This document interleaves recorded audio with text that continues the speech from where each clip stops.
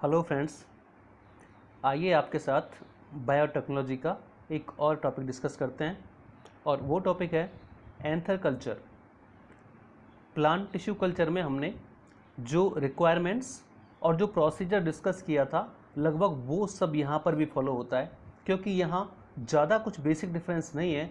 जब हम tissue culture start करते हैं तो वहाँ पर एक्सप्लांट के रूप में कौन सा पार्ट लेते हैं उसके आधार पर प्रोसीजर चलता है। वहाँ पर हमने टिश्यूज़ लिए थे, यहाँ पर हमने एक्सप्लांट के रूप में एंथर्स को लेना है। एंथर्स को लेकर जब हम पूरा प्लांट का कल्चर करेंगे तो वही प्रोसेस जो होगा वो एंथर कल्चर कहलाएगा। वहाँ पर जो हमने बेसिक नीड्स या रिक्वायरमेंट्स देखी थी, जैसे लेबोरेटरी ऑर्गेनाइजेशंस हैं, कल्चर मीडिया है, एसेप्टिक कंडीशंस हैं, वो सब यहाँ पर भी हमें तैयार करनी पड़ती हैं। उनके बिना ये प्रोसेस आगे नहीं बढ़ सकती। तो वो चीज़ें हम वहाँ डिस्कस कर चुके हैं, इसलिए उसको रिपीट यहाँ पे नहीं करेंगे। लेकिन इतना है कि वो सब हमें यहाँ पर भी चाहिए होंगे, क्योंकि वो बेसिक रिक्वायरमेंट्स हैं इस प्रोसेस की। तो इस प्रकार से जब आप बात करते हैं एंथर की, तो हमें पता है कि ये एंथर प्लांट का कहीं ना कहीं मेल रिप्रोडक्टिव पार्ट है।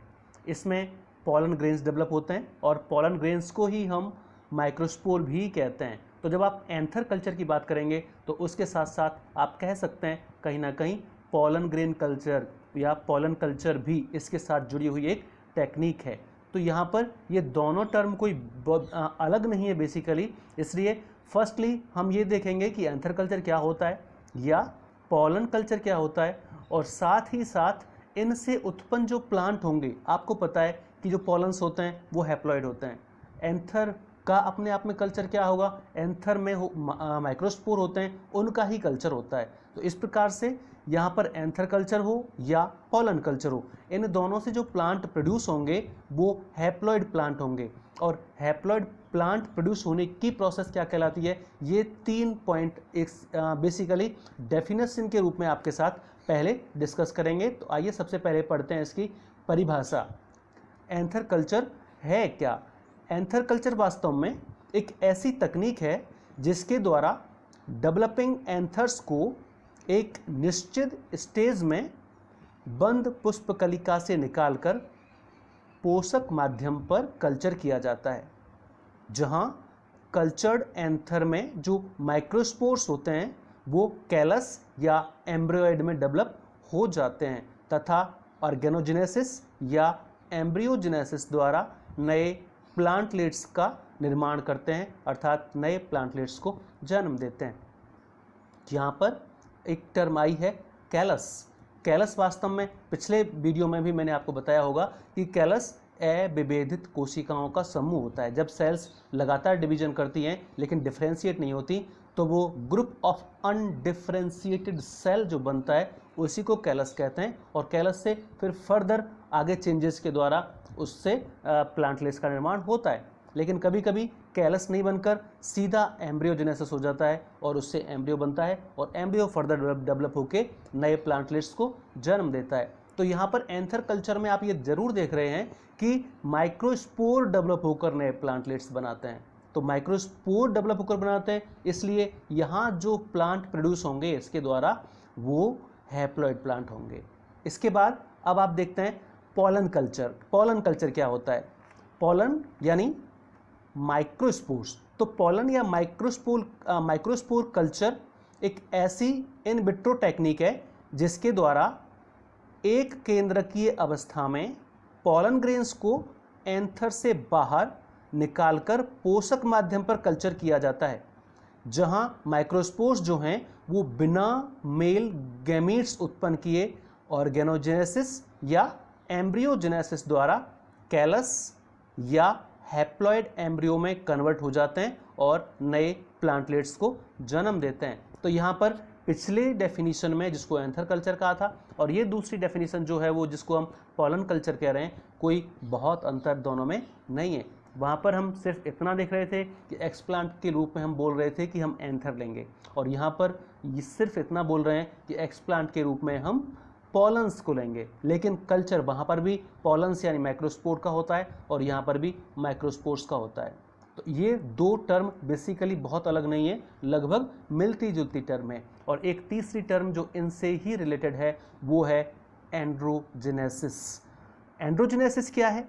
एंड्रोजेनेसिस वास्तव में पॉलन ग्रेन्स यानी माइक्रोस्पोर्स से अनेक कोशिका विभाजन तथा विभेदन द्वारा हैप्लॉइड प्लांट डेवलप करने की इन विट्रो टेक्निक है। तो ये भी कहीं ना कहीं पूरी तरह इससे मिलता जुलता ही शब्द है। जो पॉलन कल्चर और एंथर कल्चर मैंने आपको बताया था, तो उसमें हम बोल रहे थे कि इन दोनों के द्वारा जो प्लांटलेट डेवलप होते हैं, जो प्लांट डेवलप होते हैं, एक्चुअली वो कैसे होते हैं? हैप्लॉइड होते हैं। और हैप्लॉइड प्लांट डेवलप करने की जो प्रोसेस है या इन विट्रो टेक्निक है, उसी को एंड्रोजेनेसिस कहा जाता है। तो यहाँ हम चाहे एंथर कल्चर पढ़ें, चाहे पॉलन कल्चर पढ़ें या फिर एंड्रोजेनेसिस, ये कहीं ना कहीं लिंक्ड टर्म्स हैं। इनके द्वारा बेसिकली हैप्लॉइड प्लांट डेवलप होते हैं, जो कि प्लांट रिप्रोडक्टिव बायोलॉजी की दृष्टि से काफ़ी महत्वपूर्ण होते हैं। इस प्रकार से ये प्रोसेस जो चलती है, वो पूरी प्रोसेस ओवरऑल हम कह सकते हैं कि एंड्रोजेनेसिस की ही होती है। तो ये जो एंड्रोजेनेसिस है वो दो प्रकार से हो सकता है, और ये दो प्रकार कौन कौन से हैं?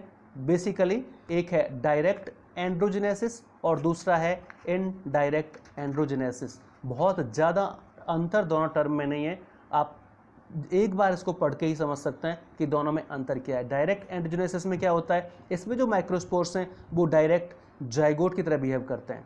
माइक्रोस्पोर्स सीधा ही किसकी तरह बिहेव करते हैं? जाइगोट की तरह। लेकिन ये जाइगोट डिप्लॉयड नहीं होता, ये कैसा होता है? हैप्लॉइड होता है, और परिवर्तनों द्वारा सीधा एम्ब्रियोइड बनाते हैं। एम्ब्रियो नहीं, एम्ब्रियोइड्स बनाते हैं, भ्रूणाभ हिंदी में कहते हैं, और जिनसे अंततः नए प्लांटलेट डेवलप होते हैं। तो यहाँ पर जो एंथर्स या पॉलन ग्रेन्स जो भी कहें आप, माइक्रोस्पोर भी कह सकते हैं, ये सीधे ही जाइगोट की तरह बिहेव करते हैं और लगातार परिवर्तनों के द्वारा एम्ब्रियोइड डेवलप करते हैं, और ये एम्ब्रियोइड्स होते हैं वो अंततः डेवलप होकर नए प्लांटलेट्स में विकसित हो जाते हैं। लेकिन जो दूसरा मेथड है, जिसे इनडायरेक्ट मेथड कहते हैं, यहाँ पर क्या होता है? यहाँ पर पहले कैलस का निर्माण होता है, और कैलस का निर्माण होने के बाद फिर आगे फर्दर डिवीजन और डेवलपमेंट होते हैं और नए प्लांटलेट का निर्माण होता है। तो यदि कैलस के बिना ही नए प्लांटलेट बने तब तो वो डायरेक्ट एंड्रोजेनेसिस, और यदि पहले कैलस बने और कैलस के बाद फिर फर्दर आगे डेवलपमेंट हो और नए प्लांटलेट बने, तो उसको कहते हैं इनडायरेक्ट एंड्रोजेनेसिस। जो इनडायरेक्ट एंड्रोजेनेसिस है, इसमें जो माइक्रोस्पोर्स होते हैं वो निरंतर विभाजनों द्वारा पहले कैलस का निर्माण करते हैं, जो डिफ्रेंसिएशन के द्वारा प्लांटलेट्स का निर्माण करता है। कैलस बनता है, आपको मैंने पहले ही बताया था कि कैलस अनडिफ्रेंशिएटेड होता है, फिर उसमें डिफ्रेंसिएशन होते हैं, और डिफ्रेंसिएशन के द्वारा सूट और रूट डेवलप होते हैं, और उससे फिर नए प्लांटलेट बन जाते हैं। इस प्रकार से एंड्रोजेनेसिस होती है, वो दो प्रकार से संपन्न हो सकती है, एक डायरेक्ट और दूसरी इनडायरेक्ट। अब ये जो प्रोसेस ऑफ एंड्रोजेनेसिस है, ये कितने चरणों में या किन किन स्टेप्स में संपन्न होती है? लगभग ये वही स्टेप्स हैं जो टिश्यू कल्चर में हम आपके साथ डिस्कस कर चुके हैं। तो कौन कौन से स्टेप्स हैं जिसमें ये एंड्रोजेनेसिस संपन्न होती है, वो आपके पास स्क्रीन पर नज़र आ रहे हैं। जिनमें पहला है, सबसे पहले देखिए, हमें सबसे पहले चाहे कोई भी प्लांट पार्ट का कल्चर करें, उसके लिए सबसे पहले हमें एक्सप्लांट की आवश्यकता होती है, क्योंकि यही तो वो भाग होता है जो आगे डेवलप होकर प्लांटलेट का निर्माण करता है। और यहाँ पर आपको पता है कि वो एक्सप्लांट के रूप में हमें क्या लेना है? एंथर लेना है। तो सबसे पहले यंग फ्लावर्स को कलेक्ट करके रनिंग टैप वाटर से उसे वॉश किया जाता है, ताकि उसमें जो धूल मिट्टी आदि लगी रहती है वो हट जाए। तो सबसे पहले आपने क्या कलेक्ट किए? Young flowers, young flower birds, क्योंकि फ्लावर बर्ड्स में ही आपको एंथर्स मिलेंगे। तो सबसे पहले आपने यंग फ्लावर बर्ड्स ली, उनको कलेक्ट किया और उनको रनिंग टैप वाटर से वॉश किया, ताकि उस पर जो धूल मिट्टी आदि लगी रहती है वो हट जाए। इसके बाद इसका 70% इथेनॉल या सोडियम हाइपोक्लोराइड से सरफेस स्टरलाइजेशन करते हैं, क्योंकि टैप वाटर से धोने पर उसमें से जो धूल मिट्टी है वो तो हट सकती है, लेकिन जो माइक्रो ऑर्गेनिज्म जो लगे रह जाते हैं उनको हटाना जरूरी होता है, मैंने आपको कल भी बताया था। तो उसमें बेसिकली इसका सरफेस स्टेरिलाइजेशन किया जाता है, और सरफेस स्टेरिलाइजेशन के लिए यहाँ पर जो काम में लेते हैं वो 70% इथेनॉल या फिर सोडियम हाइपोक्लोराइड सॉल्यूशन को काम में लिया जाता है। इसके बाद पुनः स्टेराइल वाटर से इसको वॉश करते हैं और स्टेराइल पेट्री डिश में ट्रांसफ़र कर देते हैं। इस सरफेस स्टेरिलाइजेशन के बाद वापस से इसे आशुद्ध जल से एक बार धोते हैं, इसको वॉश करते हैं और फिर फाइनली इसको ट्रांसफ़र कर देते हैं पेट्री डिशेज में, और जो पेट्री डिशेज होती हैं वो भी स्टेरिलाइज होनी चाहिए।